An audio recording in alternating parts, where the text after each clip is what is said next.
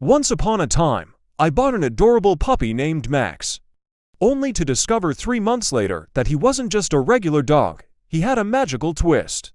Max transformed into a mischievous fox every time the moon was full, from playing pranks on the neighbors